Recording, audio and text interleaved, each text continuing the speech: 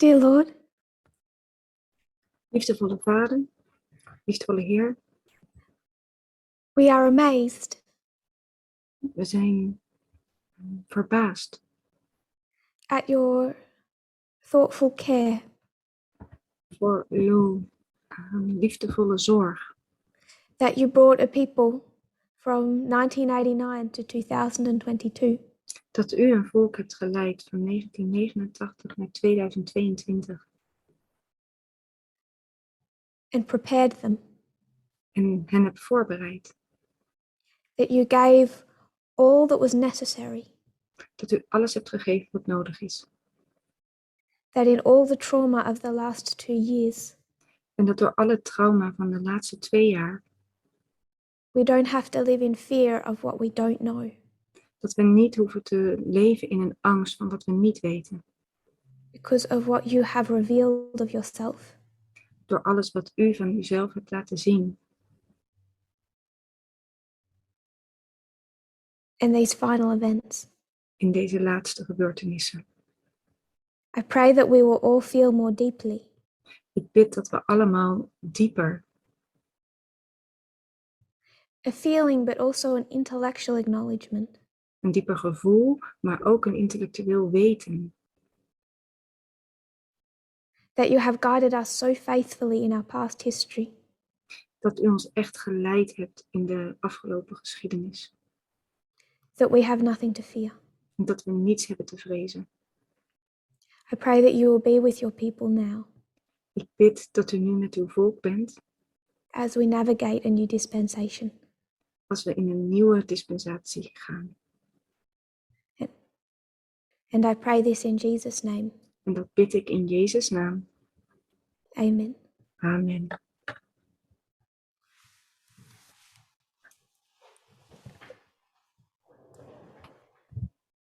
Going to have the chat left on today. Ik laat de chat buiten beschouwing vandaag. Because there is, I do want to ask some questions as we go through.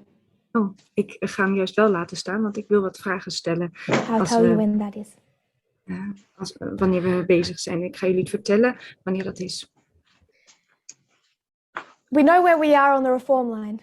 We weten waar we zijn op de reformlijn. Line singular. Op de... Sorry, I didn't understand. One line singular. Oh, en op de ene lijn. You're not on reform lines anymore. We zijn op de ene lijn we zijn niet meer op de hervormingslijn. We stand here and we look back. We staan namelijk hier op deze lijn en we kijken terug. And see how God led. En we zien terug hoe God ons geleid heeft. There is a lot to say about 2021. Er is heel veel te zeggen over 2021. From January 6 Vanaf 6 januari to December 27. tot 27 december. From the King of the North. Van de koning van het noorden. Democracy. Democratie. And women's rights. En vrouwenrechten. From the King of the South. Van de koning van het zuiden. Dictatorship. Dictatuur. And spheres of influence. En invloedssferen. From unprecedented conflict between East and West. Van het conflict tussen het oosten en het westen. All of that separate to Afghanistan. En dat alles nog gescheiden van Afghanistan. And the issue of gender within Adventism. En de zaak rondom geslacht, gender. Much has already been said. Er is al heel veel gezegd. Even more has already been said on the media broadcast. En er is nog veel meer gezegd op de media broadcast groep. And we will discuss it. En we zullen het erover hebben. But not today. Maar niet vandaag. I know that this isn't technically correct. Ik weet dat dit technisch niet correct is. but I feel like this is my last opportunity to speak to you. Maar het voelt alsof dit de laatste mogelijkheid van mij is om met jullie te spreken. It might going forward feel like nothing has changed. En het kan zo doorgaan alsof er niks veranderd is. Je mag zo zo kunnen voelen. But it has. Maar er is veel veranderd. I want one last opportunity to speak to the priests. Ik wil één laatste mogelijkheid om tot de priesters te spreken. And if you're a priest, En als je een priester bent, 2021 isn't that big of a deal. dan is 2021 eigenlijk niet zo'n grote zaak. It's just reaping the reward of a battle already fought. Het is eigenlijk alleen maar het oogsten of het binnenhalen van een gevecht wat al gevoerd is. It has more to say for the 144,000. Er is veel meer voor te zeggen voor de 144.000. When we consider the journey from 2001 to the Sunday law, Als we nadenken over de reis van 2001 tot aan de Zondagswet, and understand 2019 as the increase of knowledge, en we zien dat 2019 de toename aan kennis is,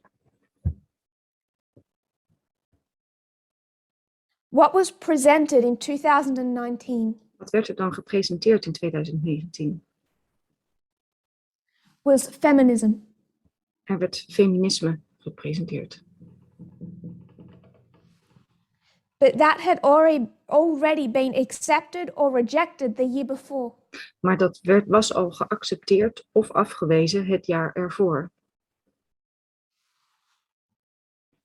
In 2018. in 2018. What was presented in 2021 Wat werd gepresenteerd in 2021 was a refining of the message of feminism. was alleen maar een verfijning van de boodschap van feminisme. Dividing cultural, liberal, and radical. En we hebben toen een onderscheid gemaakt tussen cultureel, liberaal en radicaal feminisme.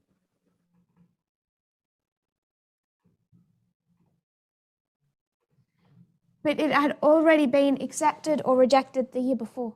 Maar het was eigenlijk al het jaar ervoor afgewezen of aangenomen.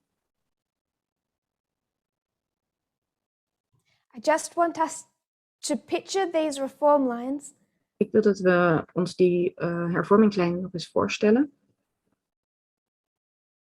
and how the message has developed. En hoe de boodschap zich heeft ontwikkeld.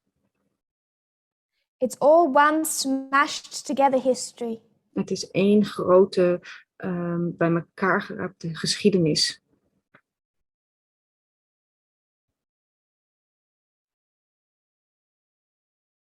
But when you divide it up and look at how the message developed, Maar als je ziet, als je het indeelt en kijkt hoe de boodschap zich heeft ontwikkeld,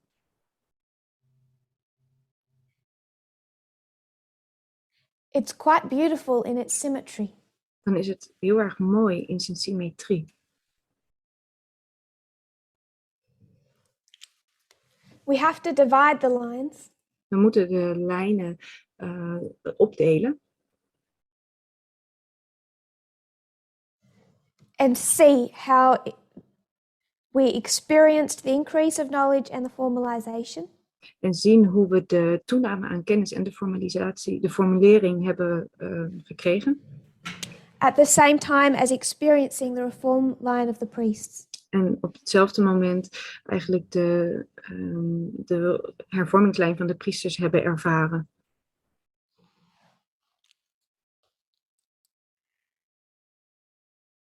What I want us to focus on at the first part of this presentation Waar ik mee bezig wil zijn tijdens het eerste deel van deze presentatie is 2014 is 2014 and 2018. en 2018. What do we know about 2018? Wat weten we van 2018? We know We weten it isn't on this line, dat het niet op deze lijn te zien is. and yet Ellen White tells us, En toch zegt Ellen White ons, quote number 2, en dat is een citaat nummer 2. in 1845 she has a vision. In 1845 heeft ze een visioen. Before the throne, she sees the Advent people, the church, and the world. Voor de troon zag ze het adventvolk, de kerk en de wereld.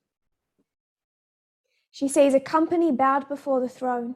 Ze zag een gezelschap dat neergebogen was voor de troon. Some were deeply interested, but most were disinterested and careless. Sommigen waren heel erg geïnteresseerd, terwijl de meesten ongeïnteresseerd en achterloos waren.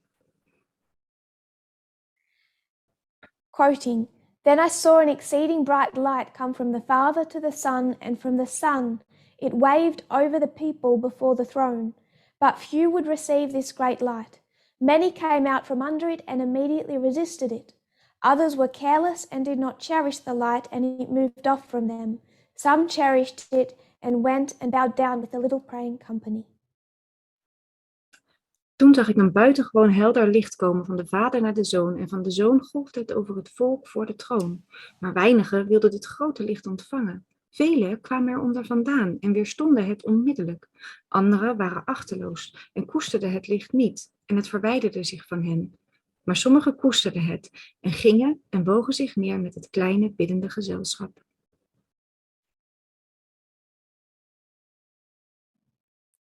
We often picture that there's two groups in this history.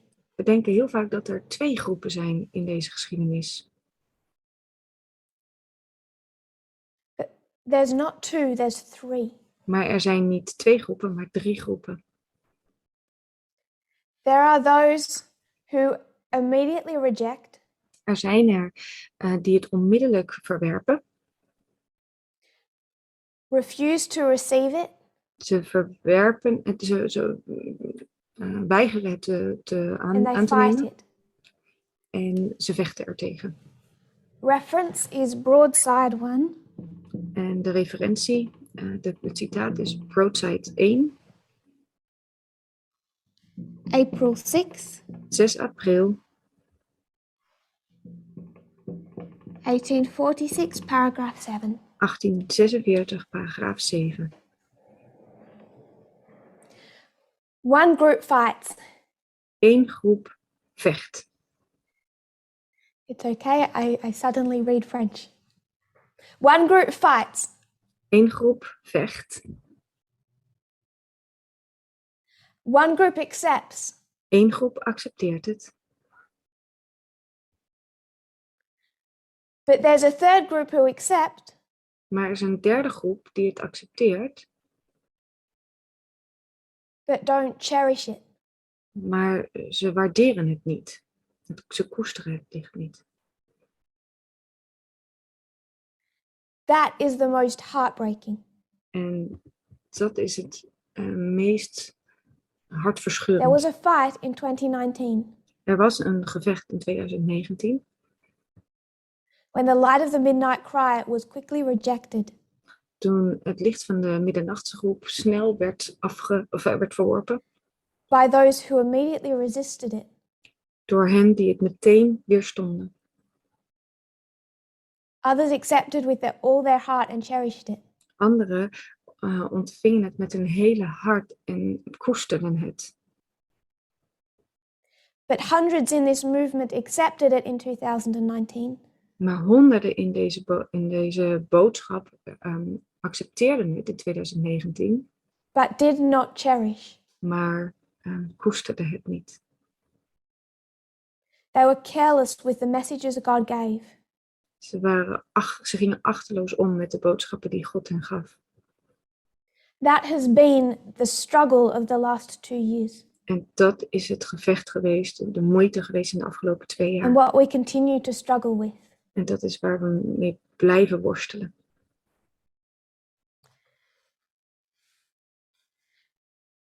paragraph 2 of this same section Paragraaf 2 van dezezelfde referentie, dus hetzelfde citaat, makes the key point I just want us to take from this. Ik wil dat we uit dit citaat nemen. I won't read it for time, Ik lees het niet helemaal vanwege de tijd. but this is where she says, Maar dit is het citaat waar ze zegt: this light of the midnight cry, dit licht van de middernachtsgroep, how far along does it light the path? hoe ver verlicht het het pad?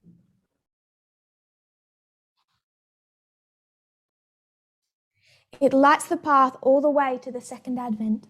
Het verlicht het pad helemaal tot aan de tweede komst. So while it might not be a waymark on this reform line, Dus hoewel het eigenlijk geen wegmarkering is op deze bovenste hervormingslijn, even the 144,000 walk in this light for the rest of their journey. zelfs de 144.000 wandelen in dit licht de rest van hun loop, hun reis. But I'm not saying that to make a point about 2018. Maar ik zeg dat niet om een punt te maken voor 2018. As we look directly in front of us and see the Sunday law, Als we direct naar voren kijken en de Zondagswet zien, I want us to consider 2014. dan wil ik dat we kijken naar 2014. If we walk in the light of the midnight cry all the way to the second advent, Als wij wandelen in het licht van de middernachtsgroep helemaal tot aan de tweede komst, I want to broaden that and suggest that when we consider the Sunday law, dan wil ik dat breder maken. En dan als wij nadenken over de Zondagswet, we walk in the events of 2014 all the way through. dan lopen we vanuit de gebeurtenis van 2014 helemaal door. And it's in understanding 2014 that we will understand the Sunday law. En door 2014 te begrijpen, zullen we de Zondagswet begrijpen.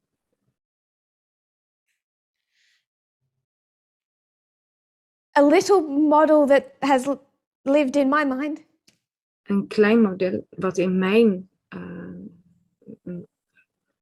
hoofd zit. it might be too simple an illustration, Het is misschien een te makkelijke illustratie.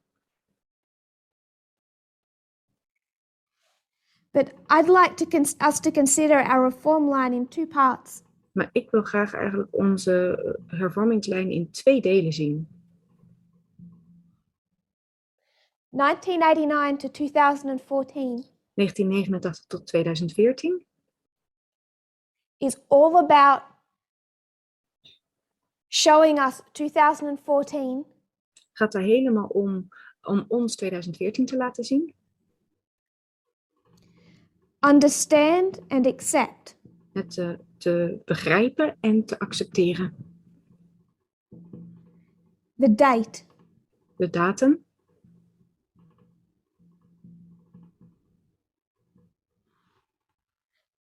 the existence of 2014. en het bestaan van 2014. All this history is preparing us for 2014. Deze hele geschiedenis bereidt ons voor op 2014. Not its content, Niet de inhoud, just the fact it exists. maar gewoon het feit dat het bestaat.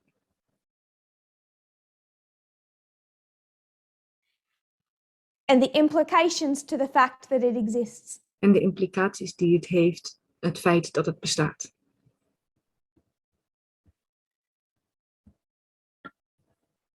Those implications are En deze implicaties zijn: we are the final generation. we zijn de laatste generatie. God is regathering gathering the 144,000. God verzamelt de 144.000. The United States is collapsing. De Verenigde Staten valt in elkaar, stort in. And Adventism is failing. En Adventisme faalt.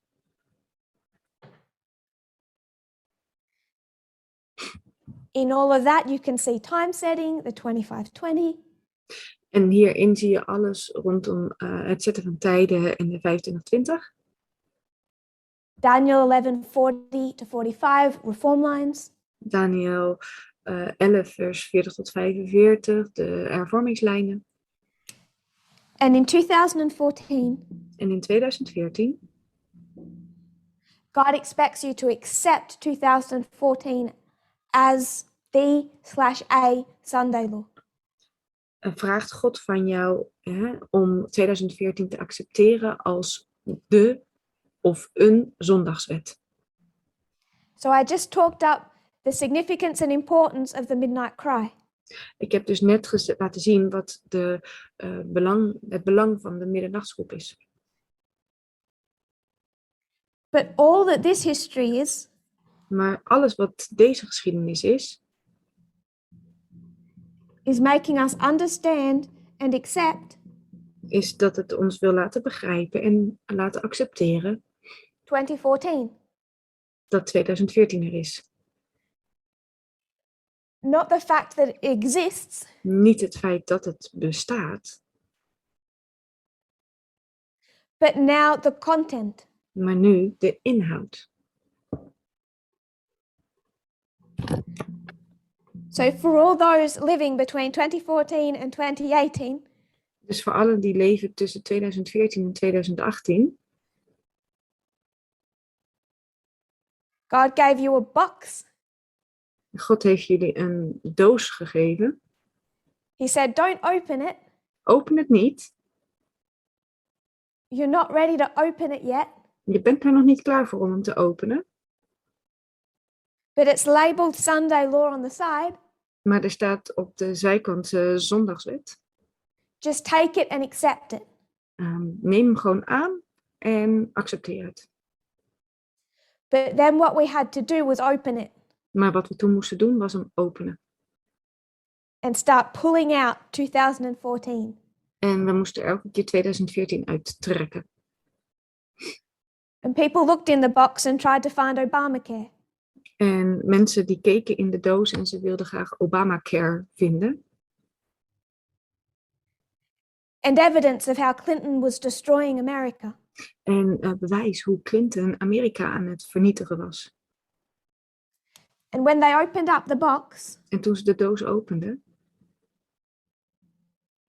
can't draw a box, squarely. dat is een box. When they opened up the box, een they doos. couldn't recognize the content. Maar toen ze de dozen openden, toen snapten ze de inhoud niet.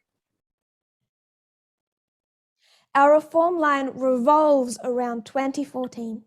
Onze hervormingslijn draait helemaal om 2014. First, accepting its existence. Eerst om het te accepteren dat het bestaat. Having the faith to hold on to that while not fully understanding it. En het geloof te hebben daaraan vast te houden, hoewel je het nog niet helemaal begrijpt. And then opening it up and considering the content. En dan het openen ervan en het begrijpen van de inhoud. We had to consider the implications of its existence. We moesten nadenken over de implicaties van het bestaan van 2014.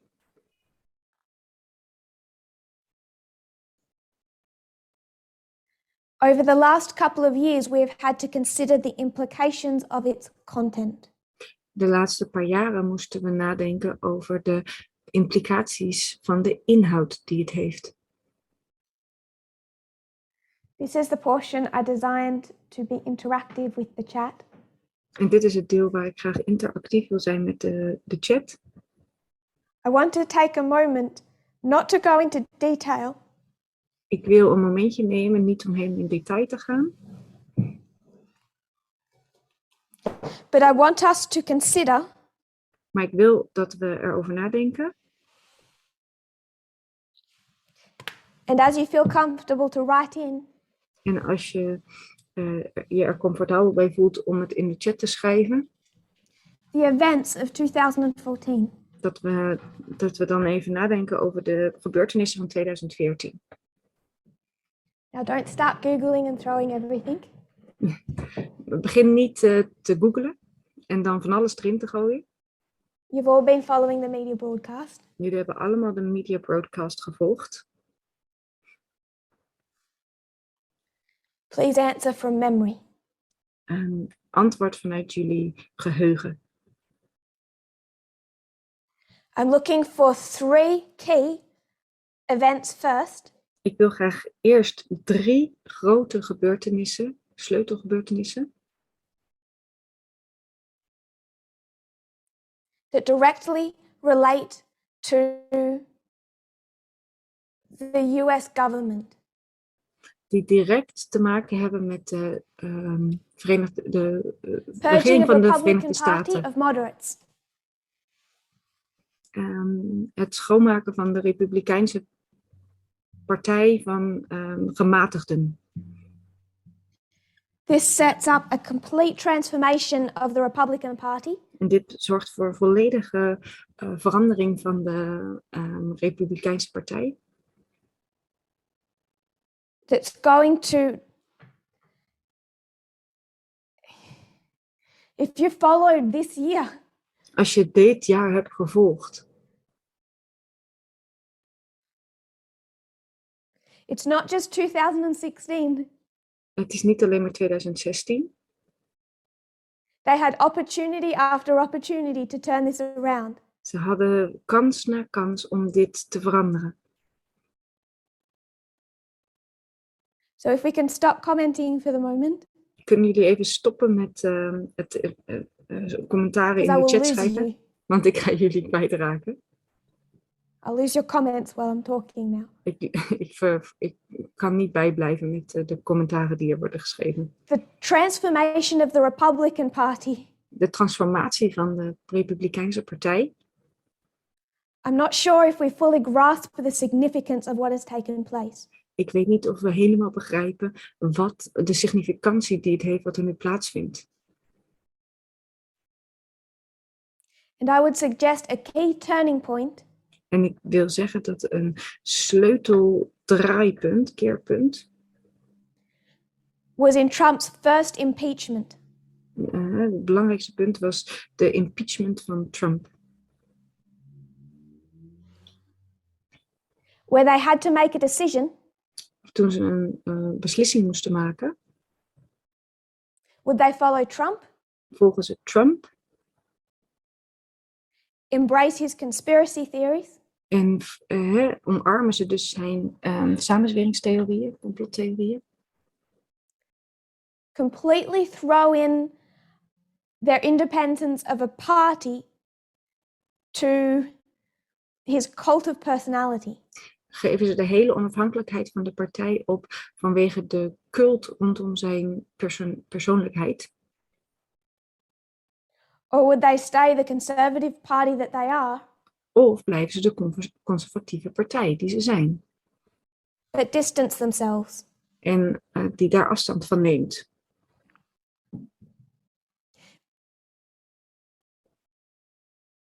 I would suggest they took that final road Ik wil voorstellen dat ze de laatste weg in zijn gegaan. when they chose Trump's side in the first impeachment over Ukraine. Toen ze Trumps kant kozen rondom de eerste impeachment over Oekraïne. Accepting his conspiracy theories then Ze accepteerden zijn samenzweringstheorieën toen. put them in the place where they had to accept his conspiracy theories about the 2020 election results. En toen werden ze in de plek gezet, op een plaats gezet waar ze ook de samenzweringstheorieën rondom 2020 moesten aannemen. And they chose Trump on November 9, 2019. En ze kozen voor Trump op 9 november 2019. When they said that in that impeachment, En in deze impeachment of afzetting They wanted to pursue the whistleblower and Hunter Biden. Wilden ze achter Biden aangaan en de whistleblower. A transformation of the Republican Party. Er was een echte verandering van de Republikeinse partij. To something essentially fascist. En dat maakte ze uiteindelijk eigenlijk fascistisch.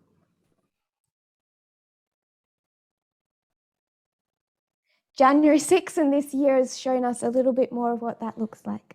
En 6 januari laat een beetje meer zien van hoe dat er nou eigenlijk uitziet.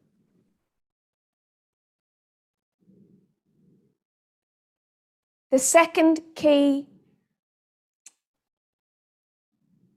issue that related to these branches is McConnell blocking judicial appointments.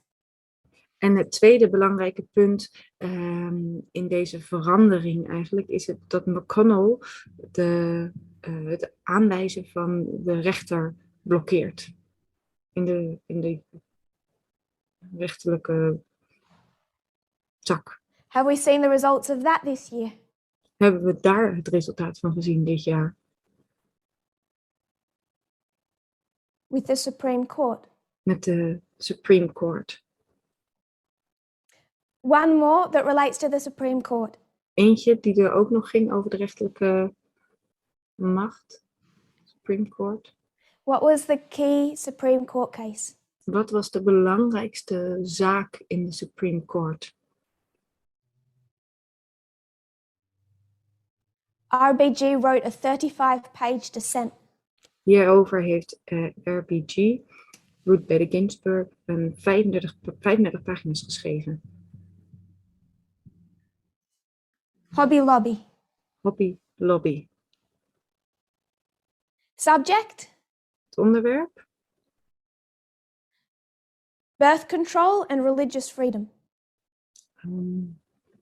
Geboortecontrole en And religieuze Ruth Bader vrijheid. Ginsburg saw the implications of that wrong decision. En Ruth Bader Ginsburg zag de implicaties van deze verkeerde beslissing.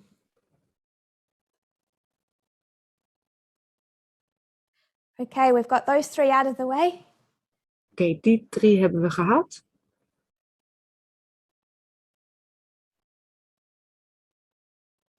Go for it. What have you got? Oké, wat hebben jullie nog meer?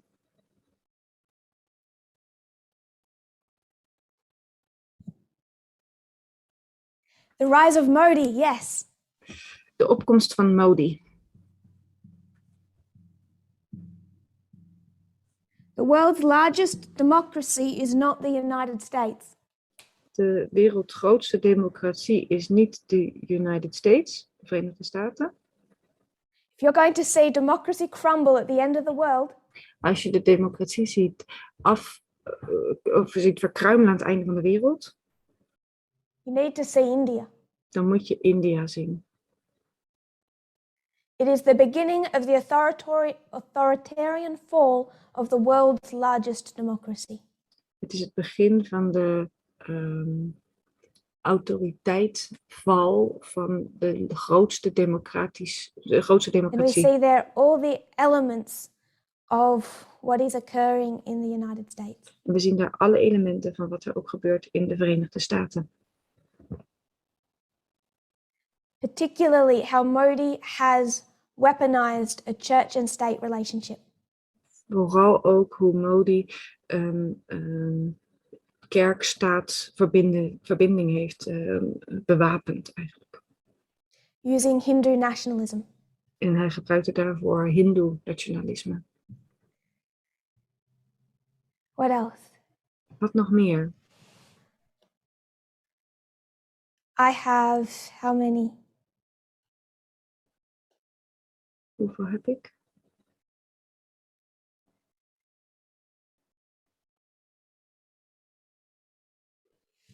I have about 26 all up. Invasion of Ukraine. Ik heb er ongeveer 26. De invasie in Oekraïne. Door Rusland. Do we see that this year? Zien we dat dit jaar? What else? Wat nog meer?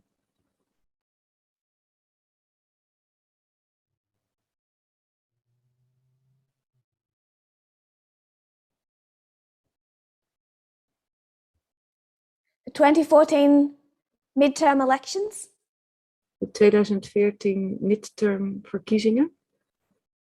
Tussentijdse verkiezingen. I agree, but I'm tying that into these two. Ik ben het met je eens, maar die verbind ik eigenlijk met deze twee. I guess these two are what they do because they have that control.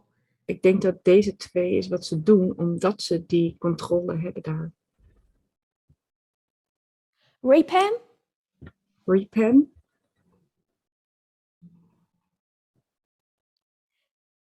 that is the papacy.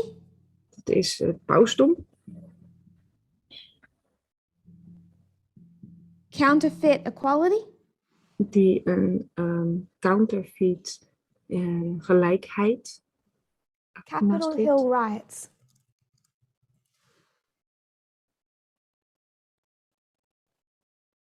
I wasn't aware of that in 2014. Oh, Capitol Hill riots, daar was ze niet van op de hoogte in 2014. So I might need to look into that. Turning point of misschien nog climate naar change, kijken. yes. Het was een keerpunt in klimaatverandering. Not necessarily in the climate itself, Niet zozeer in het klimaat zelf, but in the release of quite a number of studies maar in het uitbrengen van een heel aantal studies. it was a turning point in the understanding, in the knowledge of climate change. En het was een keerpunt in het begrijpen, het begrip rondom klimaatverandering. So yes. Dus ja, Gamergate. Gamergate. Being in a bubble as we can be, Omdat we in zo'n bubbel leven, zoals we dat kunnen doen.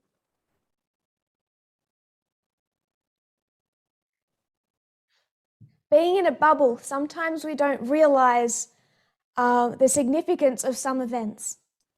Omdat we in een bubbel leven, zien we soms niet de significantie van bepaalde gebeurtenissen. The size and the impact of the gaming industry. De grootte en de impact die de gaming-industrie heeft. Now, liberals say De liberalen zeggen, video games don't kill people. videospellen doden geen mensen. Guns kill people. Maar wapens doden mensen. For me, that is the same argument Voor mij is het hetzelfde argument. when conservatives say guns don't kill people, people kill people. Als de conservatieven zeggen, wapens vermoorden geen mensen, mensen vermoorden mensen. They're both foolish arguments. Het zijn beide domme argumenten.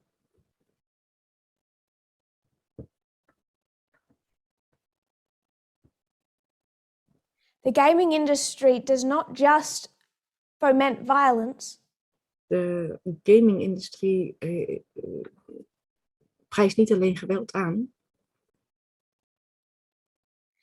the perception and treatment of women by both the companies and the gaming communities Maar hoe ze vrouwen zien en hoe ze behandelen door de van de gaming industries.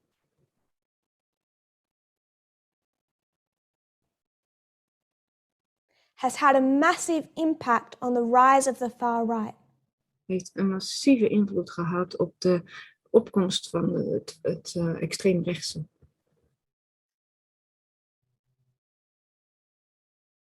And the treatment and perceptions of women today.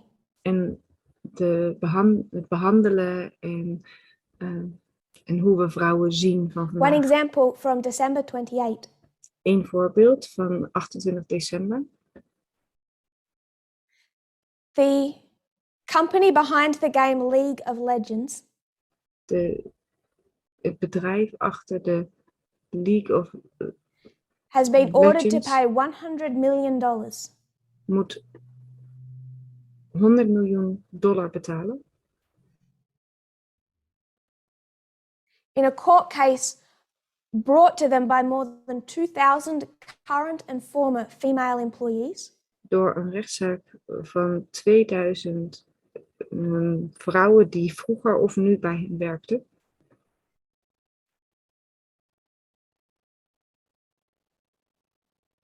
Because of the sex discrimination and harassment that they experienced. Vanwege de discriminatie rondom hun gender en hoe daarmee te Gender omgegaan wordt. discrimination, Genderdiscriminatie. unequal pay, Niet gelijk betaald worden. harassment, Dat ze lastig and worden gevallen. retaliation for those who complained. En wraak voor hun die klaagden. Cambridge Analytica. Cambridge Analytica.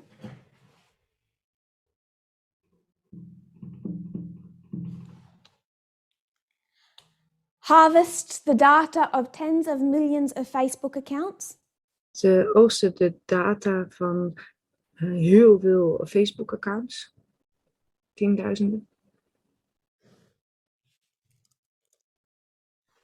That will be later weaponized in the 2016 election. Die later in de 2016 verkiezing worden gebruikt. Flint water crisis. De Flint watercrisis. That's going to have a deep impact on some of the perceptions of Barack Obama. Dat gaat een grote invloed hebben op hoe Barack Obama sommige dingen ziet.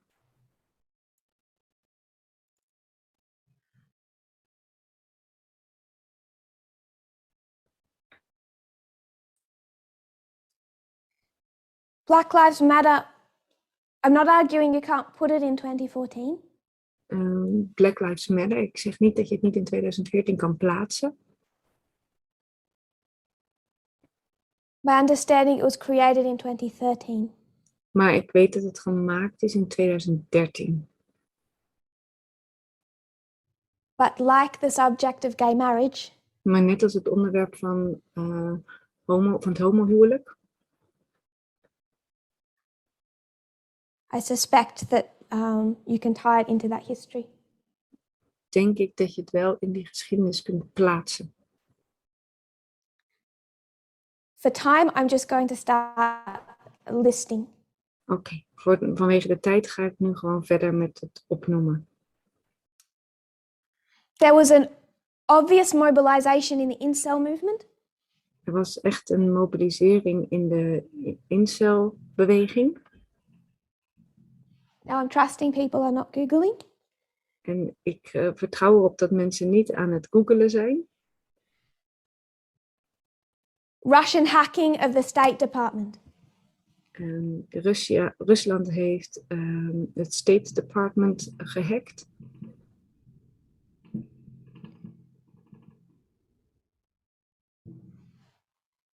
They tested the US capabilities in 2014 in preparation. Ze hebben de Verenigde Staten eigenlijk getest wat ze konden in 2014.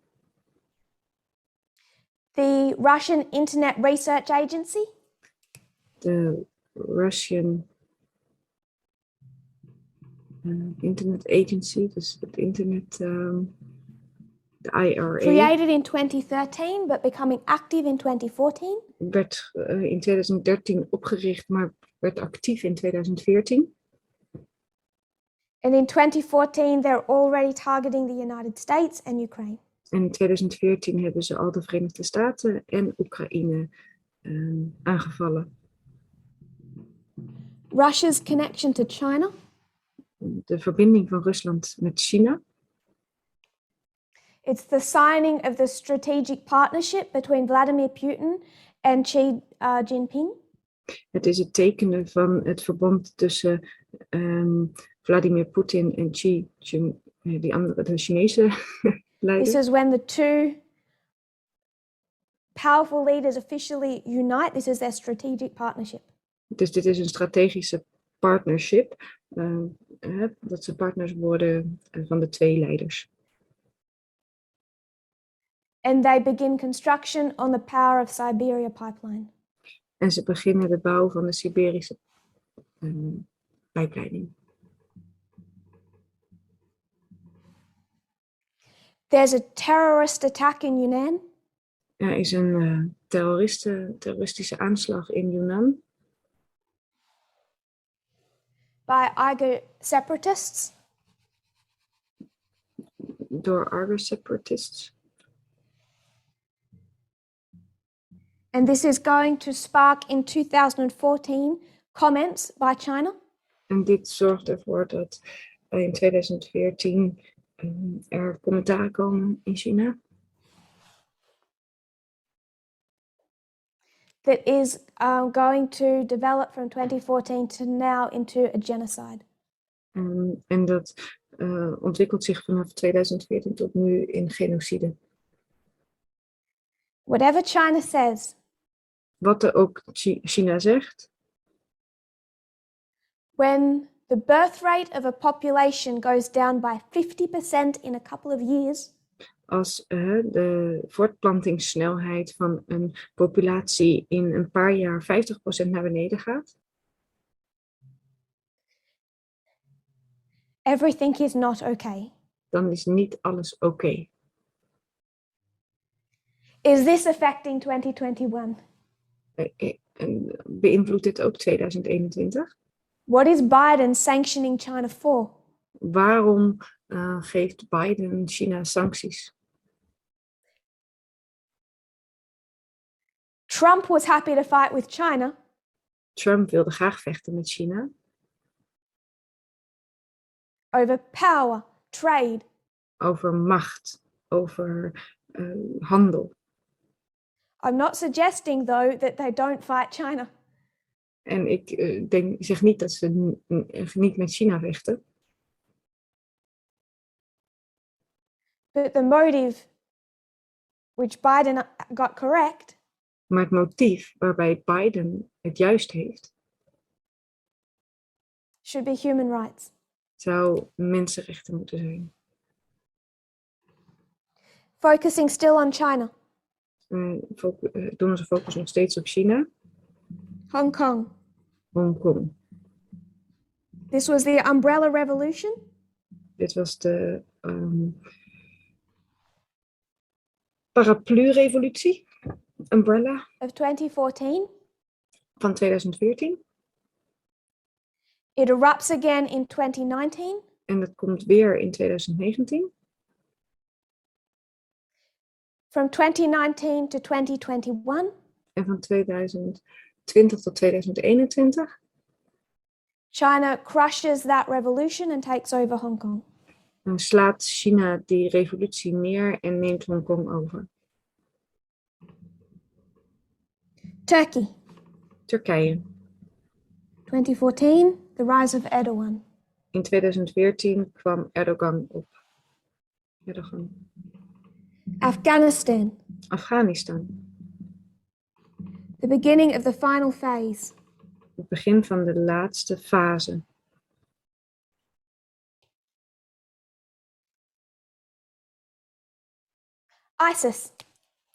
ISIS. Beginning of the caliphate. Het begin van het kalifaat.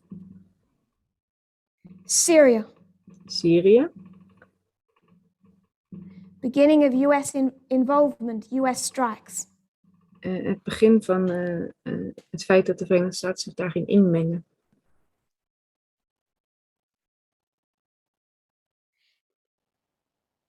Now Obama is attacking ISIS. Dus Obama die valt ISIS aan. Not Assad. Niet Assad. but I would connect it to the Syrian civil war. Maar ik wil het toch verbinden met de Syrische burgeroorlog. Because Assad deliberately allowed the rise of ISIS in Syria. Want Assad liet opzettelijk het groeien van ISIS in Syrië toe. So the West would be distracted and start this fight. Zodat het Westen afgeleid zou zijn en dit gevecht zou starten. This was part of the battle strategy of the Syrian civil war. Dit was een deel van de tactiek van de Syrische burgeroorlog. Gay marriage, the turning point. Het keerpunt bij homohuwelijk. Between 13 and 15. Tussen 2013 en 2015. The Hero Act. De Hero Act. Houston Equal Rights Ordinance. Gelijke rechten. In Houston. This is marking the real beginning of a culture war over the subject of trans people. Dit begint echt een oorlog rondom het thema van trans mensen.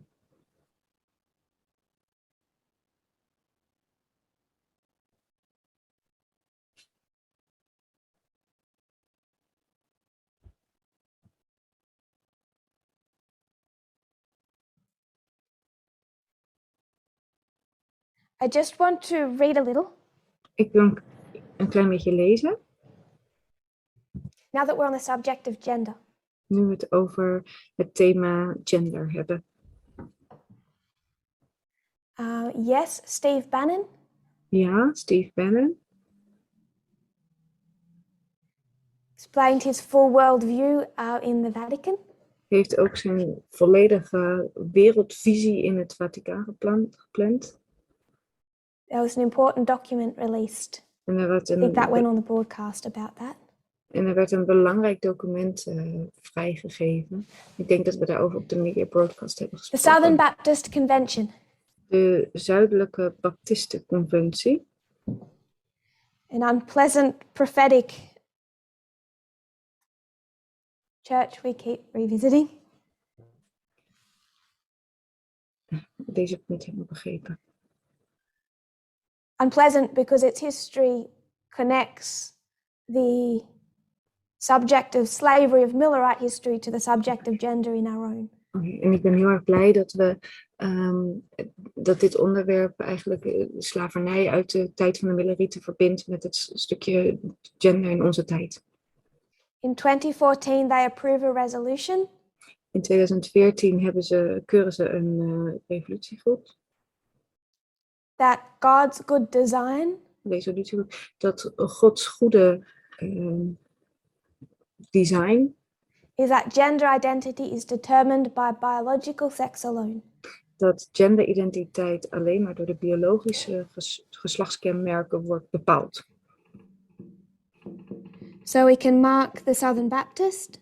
Ze kunnen de zuidelijke baptisten ook markeren. When it comes to trans. Als het komt tot trans mensen. I want to quote Adventism. Ik wil graag Adventisme citeren. Spectrum magazine. Het Spectrum magazine. From late 2014 to late 2015. Van het einde van 2014 tot het einde van 2015. Trans people became not only a topic of serious discussion within Adventism.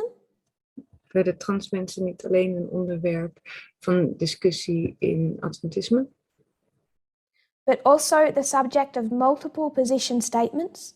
Maar ook het onderwerp van meerdere statements. A film project. Een filmproject. Several articles. Meerdere artikelen. Even a talking point for the first Seventh-day Adventist candidate for President of the United States. En het was zelfs een punt waarover de eerste president van de generale conferentie sprak.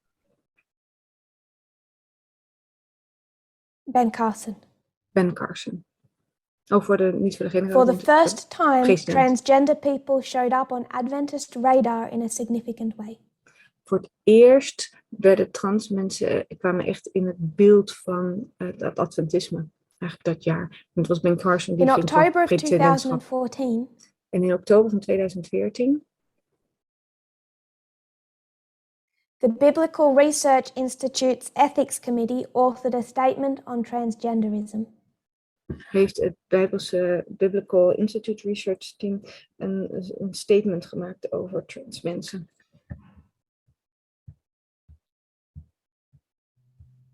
I apologize to the translators. These quotes were not in your document.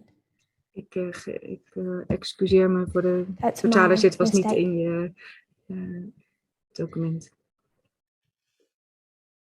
Just take the point that transgenderism became, as they say, it became for the first time, a major issue within Adventism.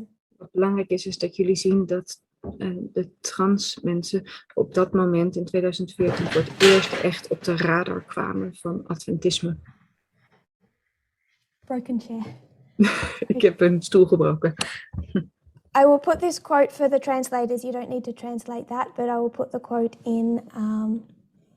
I'll put this quote into the chat. Ik zal de citaat in de chat zetten.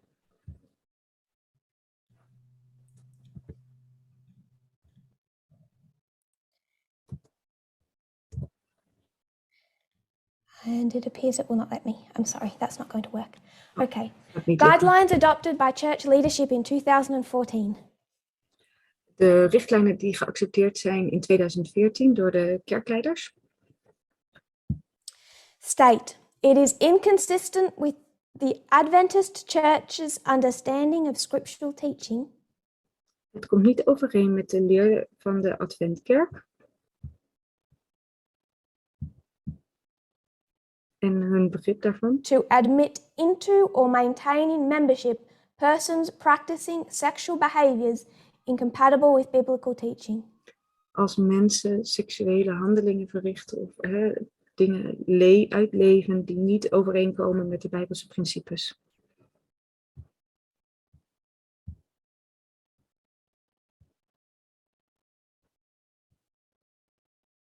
Neither is it acceptable for Adventist pastors or churches to provide wedding services or facilities for same-sex couples.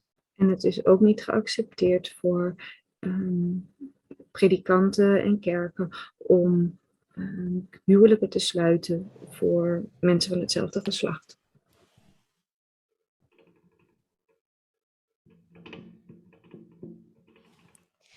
So LGBT for Adventism in 2014 Dus LHBT voor Adventisme in 2014 did not go well. ging niet zo goed. Now we mark 2015 when it comes to gay marriage. Nou, we markeren natuurlijk 2015 als het gaat om homohuwelijk. But it's 2014 that was the turning point. Maar 2014 was het keerpunt. And it was in October 2014 En het was in oktober 2014 that the General Conference agreed to consider women's ordination. dat de generale conferentie ermee instemde om na te denken over de inzegening van vrouwen. Much of the discussion and the fighting has already happened by the time you get to 2015.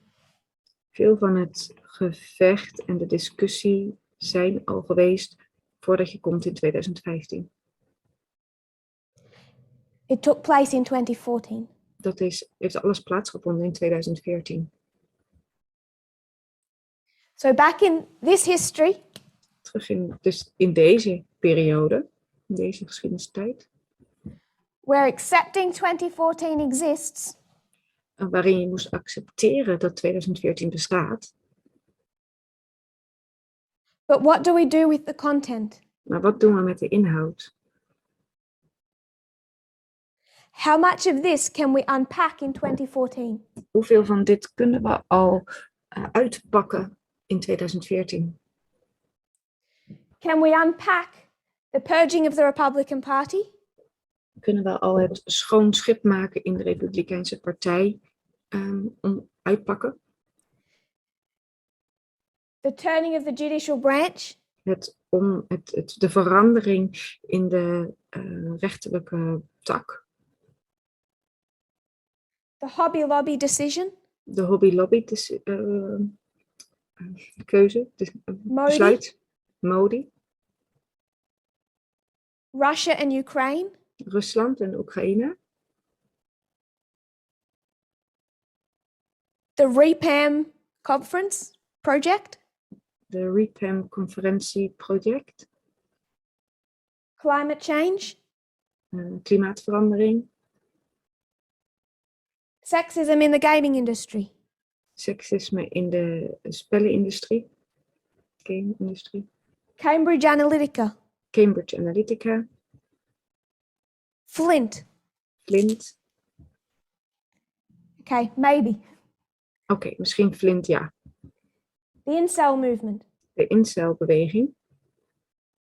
Russian hacking of the State Department? Het hacken van Rusland van de State Department? King of the South is dead, isn't he? De koning van het zuiden is dood, toch? Russian disinformation and conspiracy theories?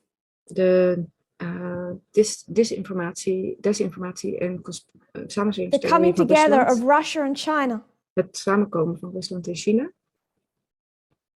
A developing genocide? Genocide op de Oeigoeren in China. The fall of Hong Kong? De val van Hongkong. Turkey? Turkije. Maybe Afghanistan? Misschien wel Afghanistan, ja. We could have at least commented on some of the external events. We zouden in ieder geval wat commentaar kunnen geven op de externe gebeurtenissen. ISIS, yes. Ja, ISIS, het kalifaat, ja. We could talk about Syria. We hadden over Syrië kunnen praten. Gay marriage. Het homohuwelijk. The culture war over trans and gender. De cultuuroorlog rondom trans mensen en The Southern gender. Baptist and Adventist fight over LGBT. De zuidelijke baptisten en adventisten vechten over LHBT. And women's ordination. En de inzegening van vrouwen. We could have, like Obamacare, commented on some of them. We hadden net als bij Obamacare, op een paar hadden we wat commentaar kunnen hebben, over kunnen praten. But gotten them wrong. Maar we zouden ze fout gehad hebben. But gotten it wrong. We zouden het fout gehad hebben. But that's not my point. Maar dat is niet mijn punt. It's not to beat up on the movement. Het is niet om de beweging een klap uit te delen. Because if God saw better people to choose, he would have chosen them. Want als God betere mensen had gezien om ze te kiezen, dan had hij ze gekozen. If God thought he could have talked through liberal Adventism, he would have. Als God had gedacht dat hij door het liberale adventisme had kunnen spreken, dan had hij dat gedaan. If he thought he could talk about through nice people in the world, he would have. Als hij gedacht had dat hij door aardige mensen in de wereld had kunnen spreken, dan had hij dat gedaan. This was the best God could do. Dit was het beste wat God kon doen. Because regardless of what you think of the members sitting next to you, Want wat je ook mag denken over het lid dat naast jou zit, God gave his messages to the very best. God gaf zijn boodschappen aan de allerbeste.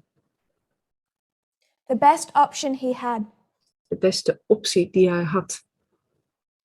It doesn't matter if you're an Adventist in 2014 Het maakt niet uit of je een Adventist bent in 2014.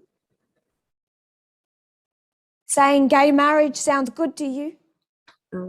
En je zegt, ja, homohuwelijk klinkt wel goed voor mij. If God could have raised a movement out of those people, he would have.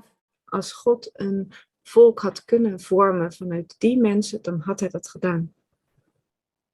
But he couldn't, Maar dat kon hij niet. because they're in their own mess. Want zij zitten in hun eigen rotzooi. And that's something that people in this movement are losing sight of. En dat is iets wat mensen in deze beweging niet langer meer begrijpen. Ze verliezen het zicht erop.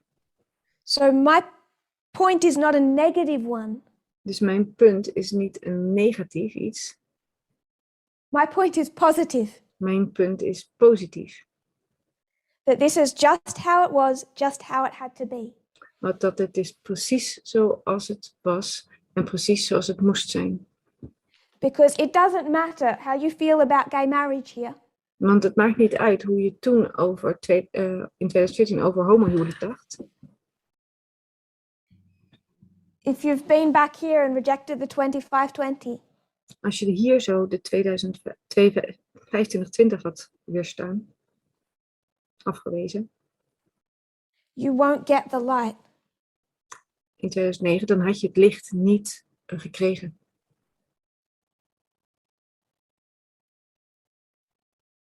Accepting the date, De datum accepteren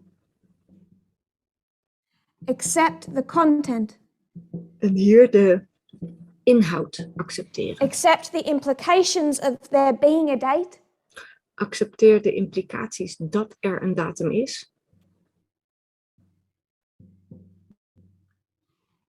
predicted in 2012 as a Sunday law, Wat in 2012 als een zondagswet werd voorspeld. accept the content Accepteer de inhoud and the implications of the content. en de implicaties van die inhoud.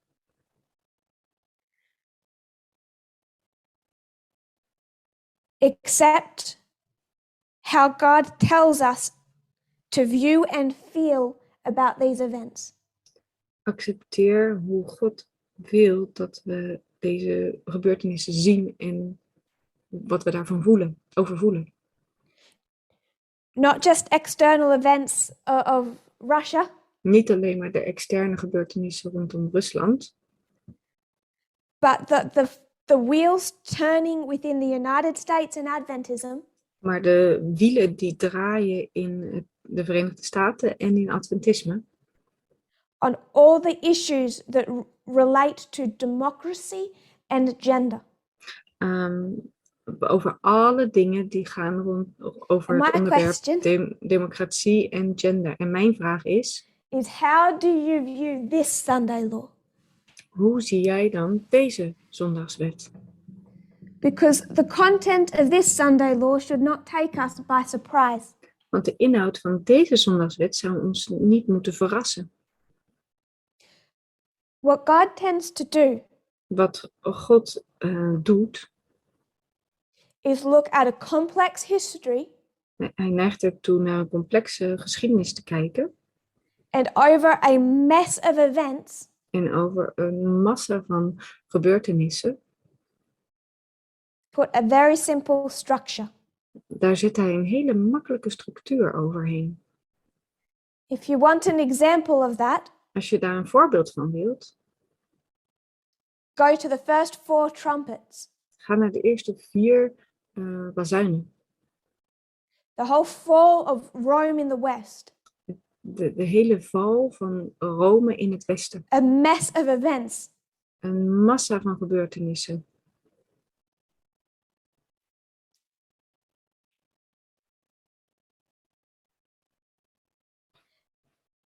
Ellen White says there's too many tribes.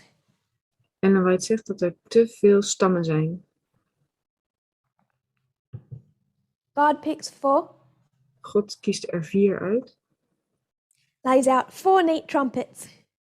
Legt 4 keurige 4 neat bazuinen. little steps that collapse Western Rome. En 4 stappen zet hij neer, waardoor het westelijke Rome ineenstort. Now, when you're living in that history, Als je in die geschiedenis leeft, that's not what it looks like. dan is het dat niet hoe het eruit ziet. It's much more messy. Het is zo'n rommel, But without a structure, maar zonder een structuur it's too easy to lose sight of what is going on. is het te makkelijk om het zicht te verliezen op wat daar gebeurt. So God in his kindness gives us these simple structures. Dus God in zijn vriendelijkheid geeft ons die simpele structuren. Like lines of revolutions, Zoals lijnen van de revoluties. like World War I plus World War II equals World War III. Zoals de Eerste Wereldoorlog plus de Tweede Wereldoorlog laten zien hoe de Derde Wereldoorlog eruit ziet. These structures help us see what is really happening Deze structuren helpen ons om te zien wat er werkelijk gebeurt. in a mess of events. In een massa van, een rotzooi van gebeurtenissen. And I'm still hearing people talk En ik hoor mensen nog steeds spreken, as if this coming Sunday law alsof deze komende zondagswet is one decision of the Supreme Court. één gebeurtenis zal zijn, één beslissing zal zijn van de Supreme Court. That'll just be simple, standalone date. Het zou een simpele, op zichzelf staande datum zijn. 2014 is one of the only significant dates on our reform line 2014 is een van de weinige belangrijke datums op de that reformlijn, does not have a singular date. die geen specifieke datum heeft. If we're going to not be shaken by what this Sunday law looks like, Als we niet willen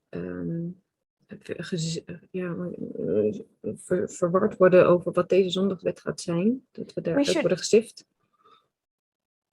we should familiarize ourselves with 2014. dan moeten we heel goed gaan weten wat er in 2014 allemaal plaatsvond.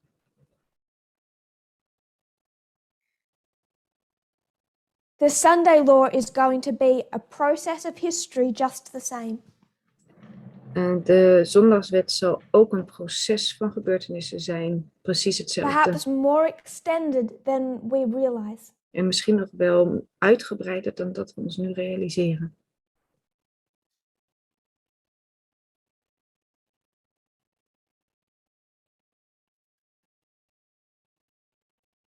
So from 2014 to 2021, Dus vanaf 2014 tot 2021 many waymarks, many events, zijn er vele wegmarkeringen, vele gebeurtenissen, many messages. vele boodschappen. But I think what God is trying to do is really quite simple. Maar ik denk dat wat God wil doen eigenlijk vrij simpel is. The movement God raised up walked through their Sunday law history. De beweging die God heeft opgericht liep door zijn zondagsgeschiedenis heen. Zondagswetgeschiedenis. And God wanted to explain it to them. En God wilde het aan hen uitleggen. Everything since has just been that. En alles sindsdien is gewoon dat geweest. So blessed are they who walked from 2012 to 2019. Dus gezegend zijn zij die wandelden van 2012 tot 2019. Waiting to understand it, but not shaken. Dat ze erop wachten om het te kunnen begrijpen, maar niet geschud werden. Ellen White said that if Miller had have understood and accepted the third angel's message, En White zegt dat als Miller begrepen, de derde engelboodschap begrepen en geaccepteerd had, all his doubts and questions over the second would have been answered for him. dan zouden al zijn vragen en twijfels over de tweede weggenomen zijn, beantwoord zijn. God never removes all cause for doubt. God verwijdert nooit alle twijfel. Neemt nooit alle twijfel weg. But he has given us so much evidence. Maar hij heeft ons zoveel bewijs gegeven. I only have a few minutes left. Ik heb nog maar een paar minuten over. And I'm on page 5 of 13. En ik ben op pagina 5 van 13. So I'm not getting through. Dus ik kom er niet doorheen. I had one other point I wanted to make. Ik heb nog 1 punt wat ik wil maken. I think I will touch on it. Ik moet het even aanstippen.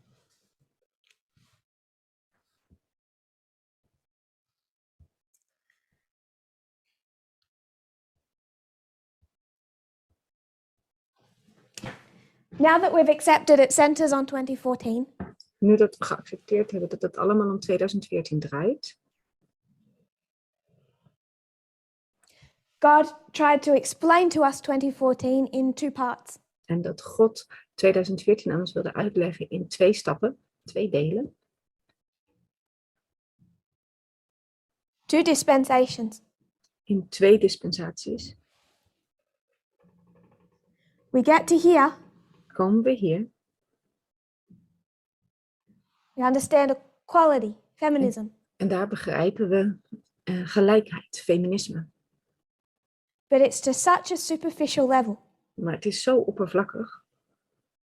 Ons begrip. Then we come here, En dan komen we hier.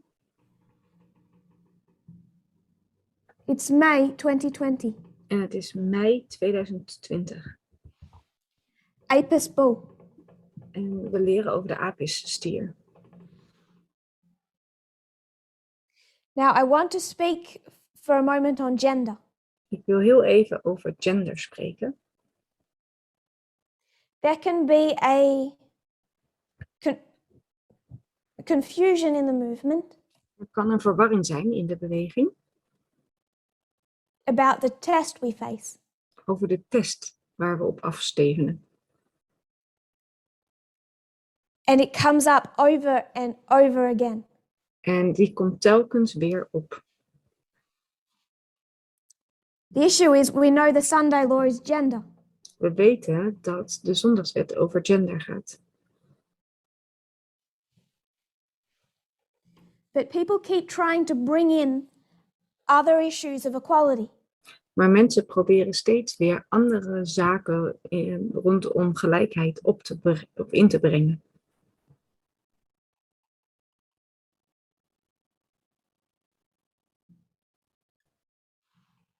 Over the last 2 years, De laatste 2 jaren,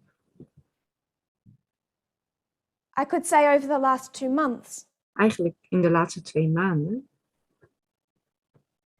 I hear more and more thoughts hoor ik meer en meer gedachten along the lines of people saying race is part of the Sunday law test. dat mensen zeggen dat racisme een deel van de Zondagswet is, Immigration, immigratie, mental illness, mentale ziektes, psychische ziektes, treatment of children, de behandeling van kinderen, disability, classism, klassen, ageism, leeftijdsverschillen, leeftijd, Islamophobia. islamofobie. To say it simply, Om het simpel te zeggen, I think that's a negative response of the movement. Ik denk dat dat een negatief antwoord, een negatieve respons is van de beweging.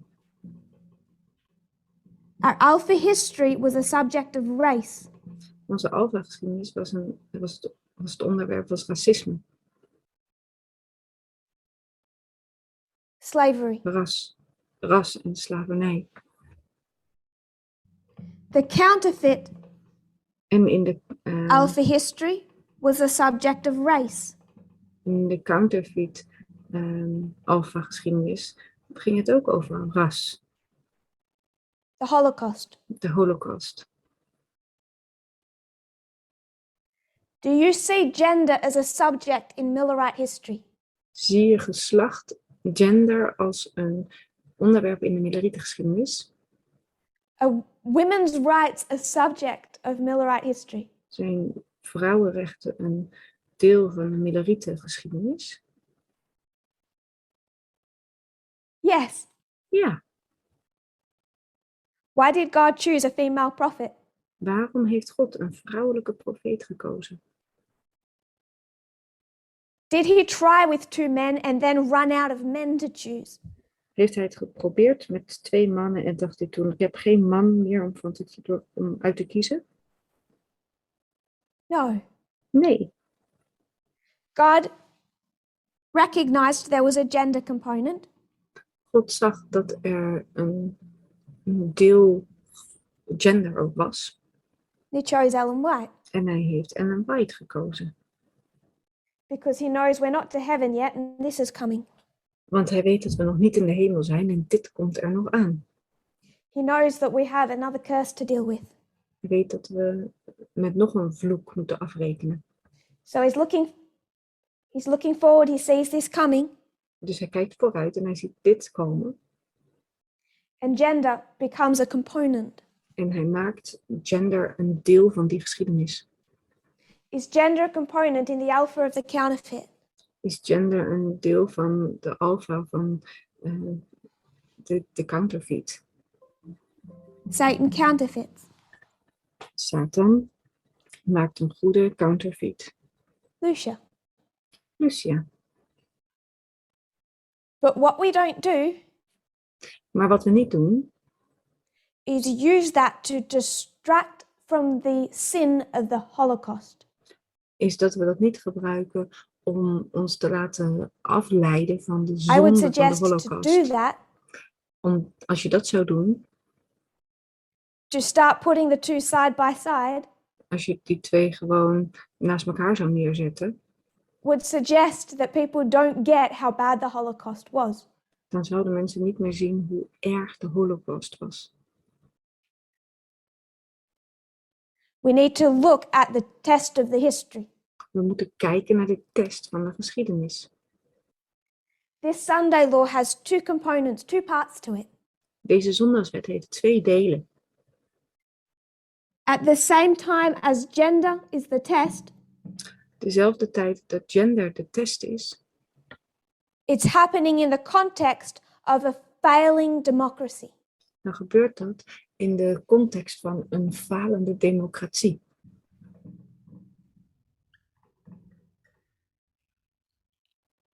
It's connected, but it's also separate. Het is met elkaar verbonden, maar het is ook van elkaar gescheiden. As we can see in 2014. Zoals we kunnen zien in 2014. The minute you have democracy falling, Het moment dat je ziet dat de democratie valt, if democracy is falling, what is rising? als democratie valt, wat komt er dan op? Nationalism. Nationalisme. If nationalism is rising, what is rising? En als nationalisme opkomt, wat komt er dan nog meer op? Fascism. Fascisme. If fascism is rising, what is rising? En als fascisme opkomt, wat komt er dan nog meer op? Racism. Racisme. You cannot have a failing democracy Je kan niet een falende democratie hebben without seeing nationalism, racism. zonder ook nationalisme en racisme te zien. That's true for the United States. Dat is waar in de Verenigde Staten. for Russia, voor Rusland, Poland, voor Polen, India, voor India, China, voor China. and it is not a Christian problem. En het is geen christelijk probleem. There is no such thing as a secular society. Er is niet zoiets als een seculiere gemeenschap. I know people for many years who are Adventists, Ik ken mensen die al vele jaren Adventist zijn. very morally liberal Adventists, Hele moreel liberale Adventisten. very morally conservative Adventists, En ook hele morele conservatieve Adventisten. and they both think the exact same about these external issues. En ze denken allebei precies hetzelfde over deze externe gebeurtenissen. I don't care if they're in skirts or clubbing on Sabbath, they view these external issues the same way. Ik maak me niet uit of ze in een lange rok of dat ze aan het klappen zijn op de Sabbat. Ze zien de externe gebeurtenissen precies hetzelfde. But stranger than that is so do all my friends who are ex-Adventists. Maar het vreemde is dat het ook zo is met al mijn vrienden die ex-Adventisten zijn.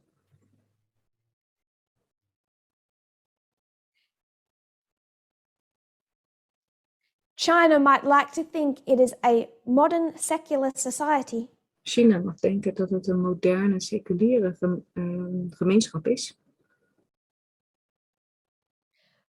what they're impacted by is culture. Maar waardoor ze eigenlijk beïnvloed worden is hun cultuur.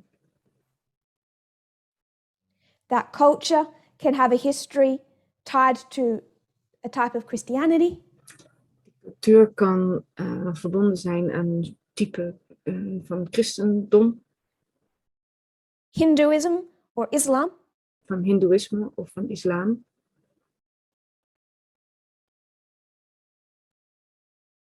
it all comes back to paganism. Maar het komt allemaal terug op het heidendom. That's what this formalization was meant to tell you. Dat was wat deze formulering je had willen zeggen. Islam comes out of a pit. Islam komt uit van de bodemloze put. What also comes out of the pit? Wat komt er nog meer uit die put? Babylon. Babylon. It's all a counterfeit. Het is allemaal een counterfeit of een vervalsing. And if something is a counterfeit, En als iets een vervalsing is, it cannot get equality. dan kan er geen gelijkheid komen. Any form of equality. Geen enkele vorm van gelijkheid. That is why, whether or not you look at China, Dat is waarom als je naar China kijkt, Hindu India, naar het hindoeïstische India, Islamic Afghanistan, het islamitische Afghanistan, secular countries, Catholic countries, seculiere landen en katholieke landen, unless they deal with the sin problem, behalve als ze met het zondeprobleem dealen, that mindset remains. dan blijft die gedachte heersen. As long as you have falling democracy, Zolang je een vallende democratie hebt, race has to be a component of the test. moet racisme... Let me rephrase that before you translate. Race has to be a component of the Sunday law. Dan moet het ras wel een deel zijn van de Zondagswet. But the test is still clear. Maar de test is nog steeds heel duidelijk. We don't mix them in 1850. We mixen ze niet in 1850 Or in 1939. of in 1939. We still differentiate. We differentiëren nog steeds. So we should be very careful with the respect that we treat this test. Dus we moeten ook heel voorzichtig zijn met als we kijken naar deze test. Sacramento, camp meeting, Het Sacramento Camp Meeting. Staat daar. for the question. Dat was een vraag. So that is one half of what I hoped to cover, but we'll close for time. Dit was een helft van wat ik eigenlijk had willen bespreken met jullie, maar we gaan stoppen vanwege de tijd. I want to summarize. Ik wil graag samenvatten.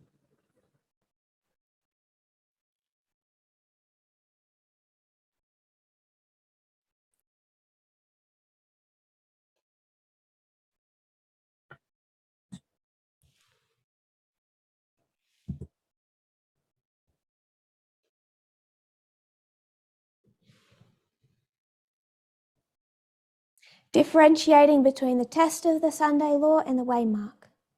We moeten differentiëren tussen de test van de Zondagswet en de wegmarkering. I'm recognizing that when you deal with equality and democracy, Ik herken dat als je het hebt over gelijkheid en democratie, there are many visible external components. dan zijn er heel veel visuele, externe gebeurtenissen. Like Componenten. 2014, it's complicated. 2014 was heel gecompliceerd. But God gave us again a simple structure Maar God gaf ons opnieuw een simpele structuur. to show us what we needed to see in a complicated history. Om ons te laten zien wat wij moeten zien in een gecompliceerde geschiedenis. Gender, worship, race. Gender, aanbidding, ras. From 1798, Vanaf 1798, race, worship, gender. ras, aanbidding, gender. And you could argue that you see the Sabbath in this history. En je kan natuurlijk ook nog het erover hebben dat je de Sabbat in deze geschiedenis ziet. Because when we call people out of Babylon, Want als we mensen uit Babylon roepen,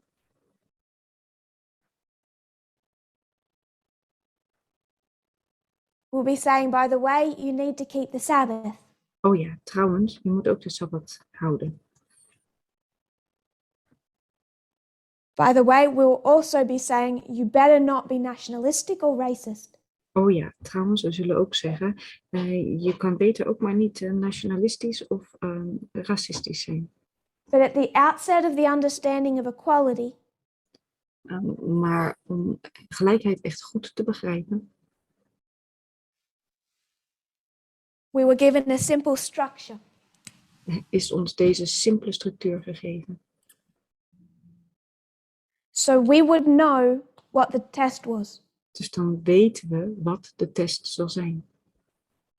The problem is, I think it's much more comfortable Het probleem is, ik denk dat het veel comfortabeler is for people to broaden that field of equality om dit veld van gelijkheid breder te maken. rather than have a good hard look at liberal, cultural and radical feminism. Dan is heel diep te gaan kijken naar liberaal, cultureel en radicaal feminisme.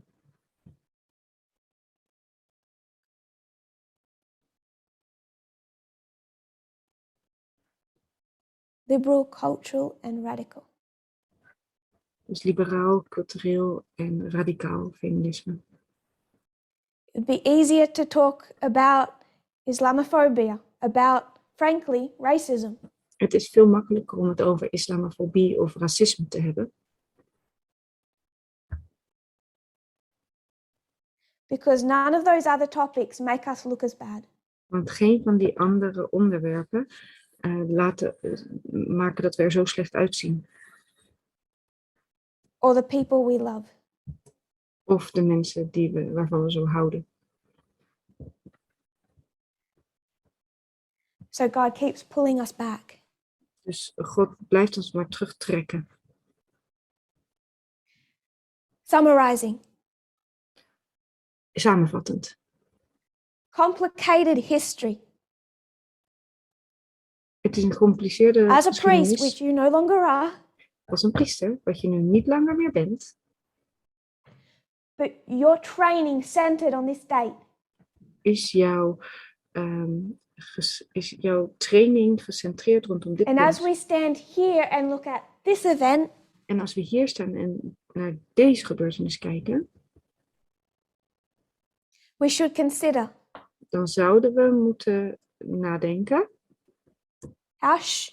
how short and how simple do we expect it to be? hoe kort en hoe simpel denken we dat het gaat zijn. The issue has never been that there is going to be a Sunday law. Het is nooit zo geweest dat we erover nadenken of er een zondagswet gaat komen.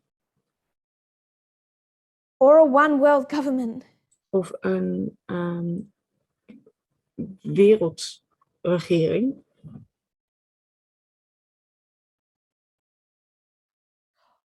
Or homage given to the papacy. Of dat we eerbied zullen schenken aan de pausdom. What has divided us from Adventism Wat ons heeft is what we think that will look like.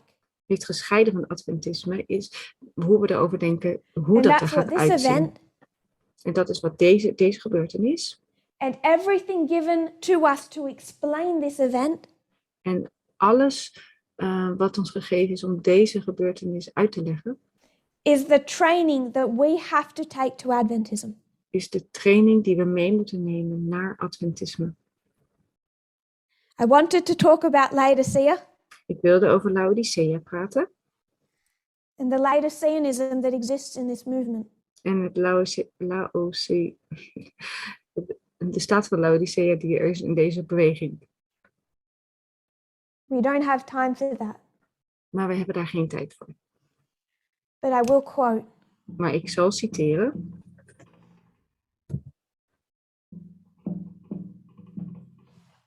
The message to the Laodicean church De boodschap aan de kerk van Laodicea is applicable to all is voor iedereen van toepassing who have had great light and many opportunities, die groot licht gehad hebben en vele mogelijkheden and yet have not appreciated them. en ze toch niet hebben gewaardeerd. Have we had great light and many opportunities? Hebben wij groot licht en vele mogelijkheden gekregen? She says, people are willing to make so much sacrifice Ze zegt, mensen zijn willen zoveel offers geven for a temporal pleasure. voor tijdelijk genot, tijdelijk plezier. And yet they're living as if they have forever. En toch leven ze alsof ze voor altijd zullen leven.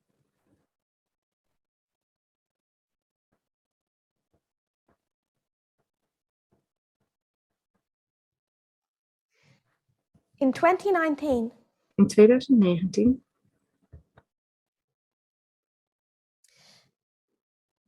at the German International Camp Meeting, op de Duitse internationale campmeeting people were divided by a language into Sabbath schools. werden de mensen vanwege taal verdeeld in de sabbatschool. And one of these Sabbath schools in the English language was led by the United States. En een van deze sabbatscholen in de Engelse taal werd geleid door de Verenigde Staten. And it was a Sabbath school devoid of a straight prophetic message. En het was een sabbatschool die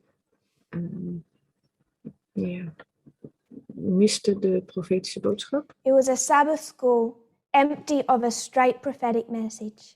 De sabbatschool was helemaal leeg van de profetische boodschap.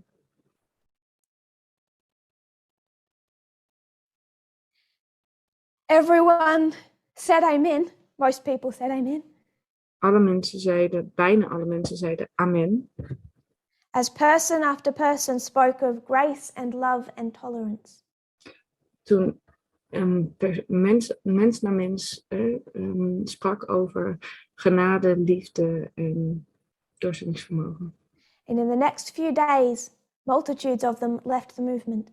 En in de dagen daarna waren er velen die deze boodschap verlieten. I see a rising swell of the same language today. Ik zie dat er nu eenzelfde boodschap opkomt vandaag de dag.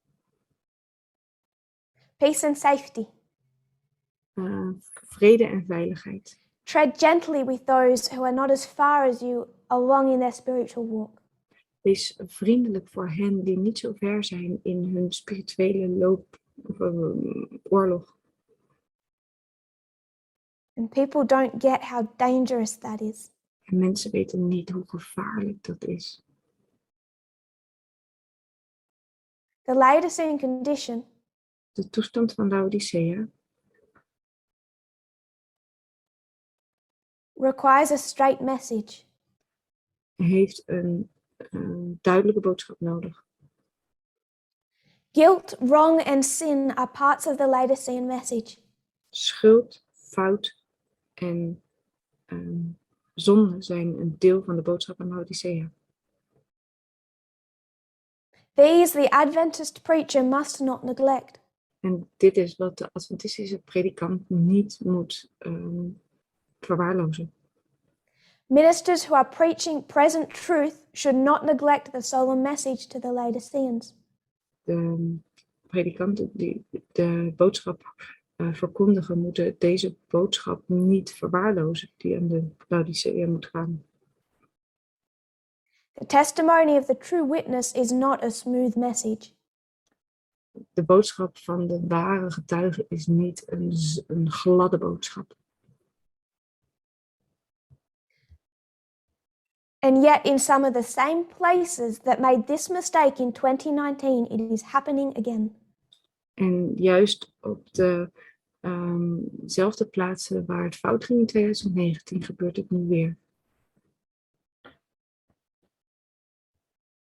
Do not choose subjects that please people and offend none. Kies geen boodschappen die mensen juist het hart strelen en niemand overtuigen van wat ze fout doen.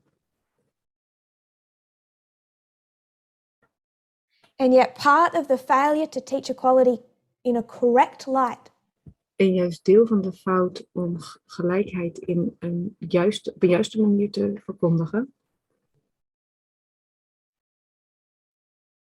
causes meetings to become echo chambers talking of grace and love and tolerance. zorgt ervoor dat er bijeenkomsten zijn die een soort van echokamer worden, waar alleen maar over genade, liefde en tolerantie wordt gesproken. That please people and offend none.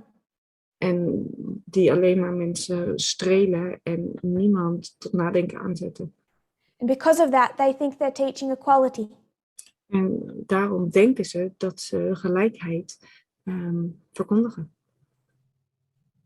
And members say amen and recommend these sermons.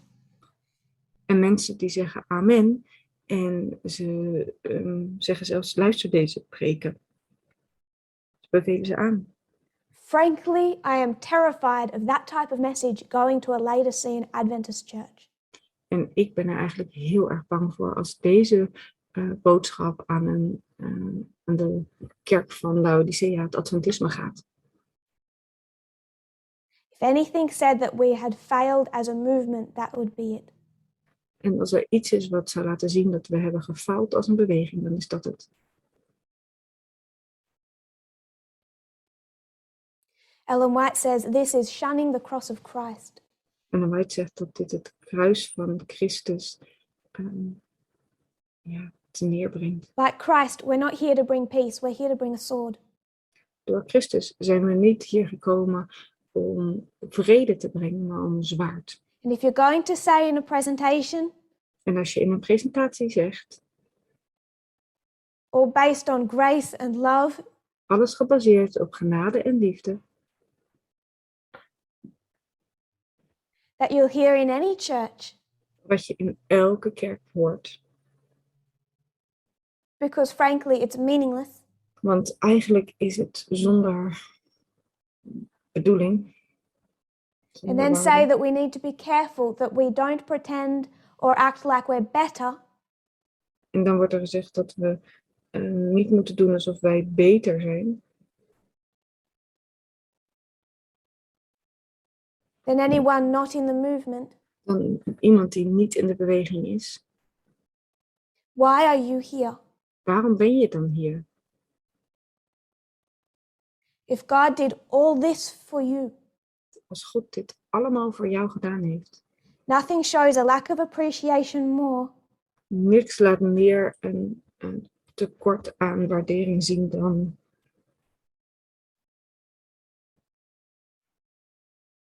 of the prophetic context of this movement van de profetische inhoud van deze boodschap, than saying, don't pretend you're better.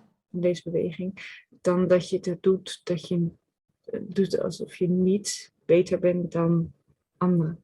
If you say that you're speaking morally, not prophetically, Als je zegt dat je moreel spreekt en niet profetisch, you do not have the freedom to do that.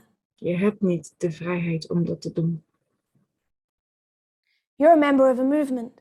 Jij bent een lid van een beweging. You're an ambassador. Je bent een ambassadeur. If you don't think you're better Als je denkt dat je niet beter bent than Ted Wilson, dan Ted Wilson, you've taken off your prophetic glasses. dan heb je je profetische bril afgezet. That's what the United States did in 2019. En dat is wat de Verenigde Staten deed in 2019. Frankly, that's what most of Lambert Fellowship did in 2019. En dat is eigenlijk wat het grootste deel van de Lambert Fellowship deed in 2019. So treasure those. Treasure the people causing offense. Dus schat de mensen op waarde die juist wel mensen uit hun comfortzone halen. Because what that is hitting is your Laodicean condition. Want wat dat verbergt is je de toestand van Laodicea in jou. Beledig is het offend. Before anyone says amen, make sure I'm not talking to you. En voordat er iemand aanzegt, maak dat ik niet tot jou aan het spreken ben. Support the female leaders of this movement. Sta achter de vrouwelijke leiders van deze beweging. Who are giving this message a certain sound. Die deze beweging een bepaald geluid geven. Nothing says Laodiceanism more Niks than to look how God has led us and not appreciate it. Niks laat meer zien dat we Laodicea zijn dan te zien hoe God ons heeft geleid en So dat dit te consider waarderen. this. Dus bedenk dit. Consider the Sunday law that is right in front of you. Denk na over de zondagswet die vlak voor je staat. Consider that God brought you into the position Bedenk dat God jou in deze positie heeft gebracht to be on the front lines om op de frontlinie te staan of an unpopular message. van een onpopulaire boodschap. An offensive message. Een beledigende boodschap, But a necessary one. maar een noodzakelijke. If you kneel with me, we'll close in prayer. Als je met me neerknielt, dan sluiten we met gebed. Dear Lord, Lieve Heer, thank you for how you have led. dank u voor hoe u ons geleid hebt. May we not carry our simplistic and wrong ideas of what the future looks like Mogen we niet onze simplistische en verkeerde ideeën van hoe de toekomst eruit ziet into the Sunday law history. meenemen in de geschiedenis van de Zondagswet. May we look at 2014 Mogen we naar 2014 kijken? May we project that Mogen we dat projecteren? that we can be prepared. Dat wij voorbereid kunnen zijn? May we treasure the midnight cry. Mogen we de middernachtsroep, Lord, may we treasure the waarderen? messages you have opened up. Mogen we de boodschappen die u hebt geopenbaard waarderen? And may we not resent the people who make us uncomfortable. En laat ons niet de mensen die ons oncomfortabel laten zijn afwijzen. When they give the message to Laodicea Als ze de boodschap aan Laodicea geven. and we find it pricks our own conscience. En we merken dat het onze eigen geweten aanspreekt. May we not give peace and safety. Laten we niet een boodschap van vrede en veiligheid geven. To a world that is literally and figuratively burning. En aan een wereld die letterlijk en figuurlijk brandt. Lord, may we consider carefully and seriously Heer, laat ons voorzichtig en oprecht the responsibility that you have chosen to place on the shoulders of every one of us. nadenken over de verantwoordelijkheid die u op de schouders van ieder van ons gelegd hebt. And consider our own personal response to your calling. En onze eigen respons op uw roepen overdenken. I pray this in Jesus' name. Dat bid ik in Jezus' naam. Amen. Amen.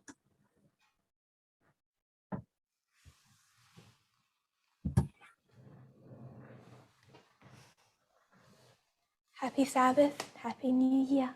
Bon Gezegende sabbat et bonne année. Sabbat en gezegend nieuw